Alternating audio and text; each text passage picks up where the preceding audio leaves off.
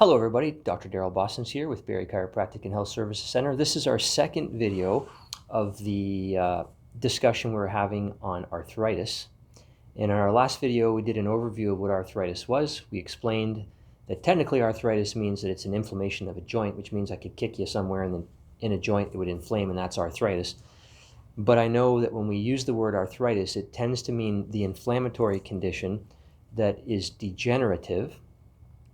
We explained that there's two types of arthritis. There's rheumatoid, and all the inflammatory cousins of rheumatoid arthritis, and there's osteoarthritis. Rheumatoid, diagnosed with blood tests. Osteoarthritis, diagnosed with X-ray. This is the arthritis. Osteoarthritis is the one that people associated with getting old and aging or wear and tear. And I introduced the concept last video that that's a bunch of hogwash. That's not true. It actually is caused by underuse over time. And so that was the point that I was getting to. So I explained last time a little bit about the anatomy of a joint. We explained that there's different kinds of joints, but for the most part, joints are encapsulated by a ligament, and inside that capsule is fluid. And that fluid provides an environment for the joint which gives it virtually no friction, which is pretty amazing, but for obvious reasons. And the really unique thing about that part of the body is that there's no blood flow, which begs the question, how is it possible to keep living things alive if there is no blood flow? And believe me, there are living cells inside of joints. Cartilage is made up of living cells. So we introduced the idea that blood flow to joints happens on the periphery of a joint, and gas and nutrient exchanges happen on the periphery of a joint, and then it's up to the joint to move, to swish around all that fluid and distribute all those nutrients throughout the joint and get its waste products to the outside. So that's where we kind of left off last time. So most of us think that this just kind of happens to us over time, and it doesn't make any sense, right? Because if it did, then all of our joints would wear out at the same time. When in reality, you might have a left knee that's arthritic, but the right knee is not. Or, one segment in your spine is arthritic, but the rest of them aren't. So it kind of shoots that theory out of the water that it just kind of happens over time. And as I said in the last video, I've got people as young as 12 that we have X-ray evidence of degeneration on, and I have people as old as in the 70s that do not have any X-ray evidence of degeneration. So it really doesn't have anything to do with age. It has to do with time and how long a joint's not moving for. So usually this type of arthritis is initiated by lack of motion. Now, lack of motion can be because you're just sedentary and you're not doing very much, which statistically a couch potato will have a much higher incidence of arthritic changes in their body, particularly their skeleton, than a marathon runner would. When I was in high school, the idea of running marathons and long distance running, some people thought that was crazy because you're just going to wear your knees out. Well, that's not true at all. In fact, people that are that active have a much less incidence of degenerative arthritis than people who are sedentary. So let's talk about that. So a joint has to stop moving properly over time. So let's use a door hinge as an example. If I was to open a door up all the way, so let's say it opens 90 degrees, right, up against the wall. If I only use that door 10 degrees, and I went in and out of that door just that 10 degrees, and never used the other 80 degrees to open the door up and close it, what do you think would happen to that door hinge? Eventually, that door hinge, where it's not being used, will start to rust. And the rust forms on the two surfaces of the metal that join together, and it starts to get in the way of that articulation, right? And eventually, it starts to cause a lot of problems. And if you don't move that door hinge every now and again and kind of break up those adhesions, what can happen is that the adhesions can become very strong and the door hinge will seize up. And we've all had experiences like that. So your body, your skeletal system is not unlike a machine where it needs to be used. So the saying, use it or lose it, holds very true. So in arthritic conditions, something has to happen that initiates a change or a lack of motion, and usually it's a trauma. For some of us, you got kicked in the knee and you can remember when it happened. For other people, you fell out of a treehouse. For other people, it might be repetitive micro traumas.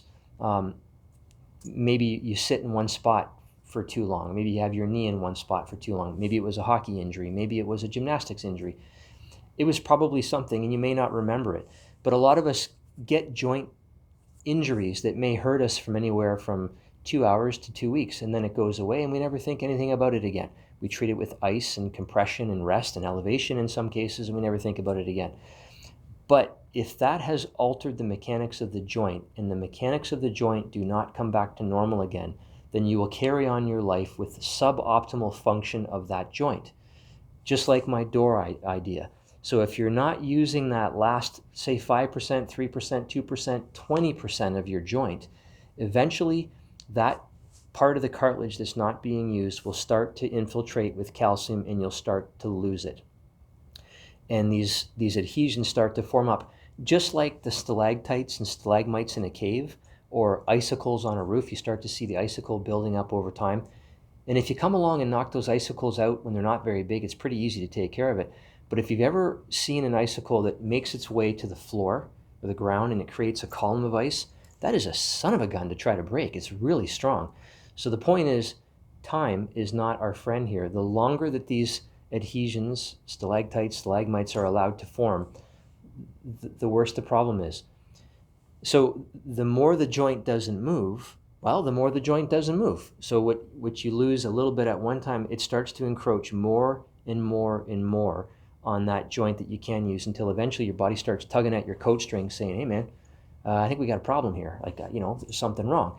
And it might kick off inflammatory responses and muscle spasms and the sorts of things that we might talk about in other places, which eventually leads to pain and lets you know that something is definitely wrong. So what I'm saying to you is that the root of all arthritis, and I'm talking about osteoarthritis now, is not wear and tear. It is lack of use over time. And here is an example of spinal segments that have different levels of degeneration. So this would be two vertebrae together. There's a cartilage disc, right? Healthy. This one showing some cartilage that's starting to dry out. This one, you're starting to see the evidence of the bone spurring, the stalactites and stalagmites I was telling you about, and eventually it can get really bad. So on an x-ray, and you might have seen this poster in our offices. So this is a picture of a lumbar x-ray, so the person is facing that way. So we're taking a picture of them from the side. The lowest lumbar segment, or L5, is the most common segment that becomes arthritic. So on this picture, you'll see that each one of these joint spaces essentially look the same. They're all symmetrical, right? On this joint space, it's a little bit smaller and it's a little bit tighter at the back. So usually you'll see an asymmetrical loss of joint space. Over time, it gets worse, obviously worse here. You can see there's a big difference, and you'll start to see some bone spurring or some lipping. It looks like a pair of lips on the outside part of that person.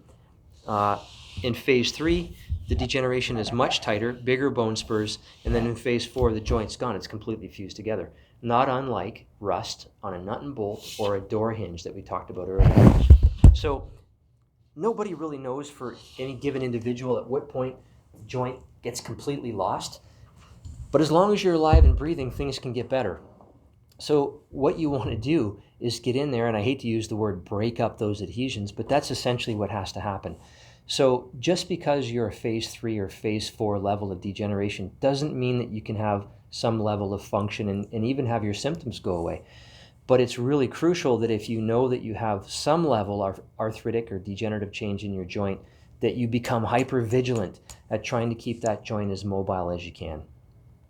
And that is one of the things that we do in this office as chiropractors. Our job is to identify joint segments that aren't moving well and adjust them to restore normal motion, or to improve motion at the very least, and try to keep it moving as best we can over time to slow down or maybe even stop the progression of this arthritic type of thing that's happening. Or stop it from starting altogether would be ideal. So that little fall that you had out of your tree fort, or the kick in the knee, or the sports injury that you had that gives you that joint pain for a little bit, that's the time to get checked, where it might take 1, 3, 4 visits to get things sorted out. If it evolves into a degenerative condition 5, 15 years later, you might not ever be able to really get it back again. So those phases that I was showing you, once you get to phase 2, 3, 4, you can't go back a phase. The best thing you can do is try to keep it at the level that you're at and slow it down, or at least keep it at the level that you're at so it can't get any worse. Okay? So that's what arthritis is, and that's why we see a lot of it. So, you know, when we see that on an x-ray, then our recommendations are always going to be that once we get you out of the crisis that you're in that brought us here, that it's going to be wise for you to maintain some level of motion in your joint. The more active you are, the better. But getting it adjusted from time to time where we can guarantee putting motion into that joint is going to ensure that the joint is moving well. Remember that the body's always going to try to adapt. So if you have some degeneration at, say, L5, well, L4 and L3, they're going to move more to make up for that. So you may not know that there's a problem until things progress pretty badly down the road. So anything that you do to promote motion is a great idea, but keep in mind that that joint is already in the habit of not moving, and so it's going to require some outside help to get that thing going again. And that's really a big component, in my opinion, and certainly in my practice, of how we can help people. So I hope that makes sense. The idea is to identify where you are, understand where you are, accept where you are, and do whatever you can to prevent it from getting any worse, keep it in line. Or if you're lucky enough to not have any evidence of this sort of thing going on, to keep on it so it doesn't happen to begin with. So there remains one question. If I just got done telling you that this arthritis business is something that happens because of a lack of use over time, and it happens because joint function is compromised and can't move to its full capacity, to 100% of its capacity, the question is, well, how long can a joint go without moving before it shows signs of degeneration? Well, it turns out that we found the answer to that out back in 1987 in a study that was done in the Journal of Clinical Biomechanics. And I have this handout here too. So they did some studies in a lab because they realized that, geez, my joints need to move, and if they don't move, it's problematic. Even orthopedic surgeons know that. If you've ever had a joint, hip surgery, shoulder surgery, they've got you moving pretty much as soon as you, not even before you come out of the anesthetic, because they know joints have to move. So how long can a joint go before it degenerates? Well, it depends on how much the joint is not moving. If the joint's moving zero, let's say it's in a cast, if you take cellular aspirations of the joint, you will see signs of degeneration within 24 hours. Pretty scary. If we're dealing with joints that we see mostly in the practice, whether it's your spinal joint, where there's some level of lack of function, but it's not completely seized up yet, the answer to the question is about 14 days. So if a joint's not moving 100% and it starts to lock up a little bit, you got about 14 days from the time that it locks up and moves a bit to where it'll start to show signs of degeneration. So the answer to the question then is anywhere from 24 hours to 14 days. Pretty scary. Now, if let's say we just adjusted you, that adjustment should hold for who knows how long, a few days to a few weeks, hopefully. So let's say it lasts 2 weeks. Well, from the time that the adjustment stops to where that joint starts to bog down a little bit, you've got another 2 weeks. So that would be a total of 2 weeks that the adjustment held, and then 2 weeks where your joint started to bog down, which is why the recommendations that we usually make for people in maintenance or wellness is somewhere between 2 to 14 weeks. We're hoping that a person could hold their adjustment for 2 weeks. But in a perfect world, folks, what I'm telling you is that in order to maintain good joint health, it needs to be mobile, and it can't be unmobile, if I can use that word, for any more than 14 days. So in a perfect world, everybody probably should have their joints checked every 14 days. If you know you've got some level of degeneration or arthritis, 14 days is probably where you should be checked. The more active you are, the less you'll need us. The trick is to stay on top of it. I hope this has been informative and that it sparks more questions. That's what we're here for. Please, we've got those handouts that I mentioned earlier available if you want them. And if you have any other questions or suggestions, we have the suggestion box for other videos we can do. Very much appreciate that you're part of our practice. Thanks for being here.